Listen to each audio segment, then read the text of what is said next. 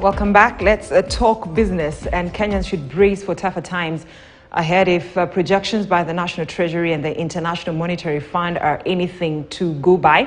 According to the projections, the shilling is expected to continue weakening at a rate of 1.1%, a factor that will make it more expensive for Kenyans to pay its debt. Calvin Nyakundi reports. Kenya's public debt stock has risen to 9.6 trillion shillings. This is according to PS Treasury Chris Kipto, appearing before the Public Debt and Privatization Committee. Of this debt, 47.1% or 4.51 trillion shillings is borrowed from the domestic market, while 52.9% or 5 trillion shillings is external debt, mostly denominated in dollar. This is set to pose a challenge in repayment, while the shilling projected to continue weakening against the dollar. Debt service projections are on an upward trend from previous printed estimates due to depreciating exchange rate.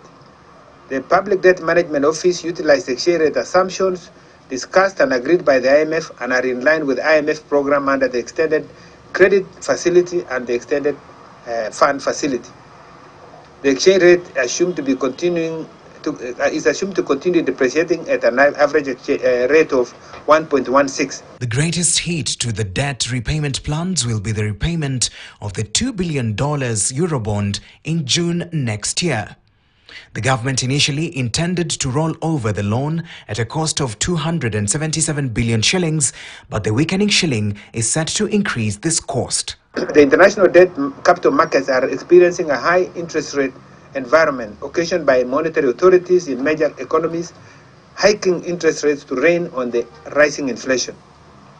The prevailing high interest rates coupled with the rating outlook means Kenya is likely to roll over the June 2024 sovereign bond maturity at a higher interest cost.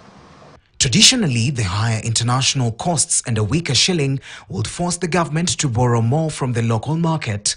The National Treasury has, however, indicated that the domestic market is unlikely to lend more to the government.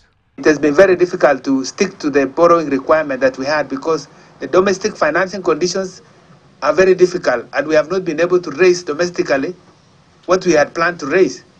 But we have succeeded to raise all the money we wanted internationally. And you want us to look at also the cost. So I think we'll have to be doing consultation with you on that because it might change. Conditions might change, but different from what your own approval. But with Kenya's debt currently standing at 9.6 trillion shillings, the government's greatest hurdle remains the debt ceiling, which is set at 10 trillion shillings. This means that, should Parliament fail to review the debt ceiling, the government can only borrow 400 billion shillings of the 718 billion shillings it is projected to borrow in the next financial year. Nyakundi Kelvin, KTN News.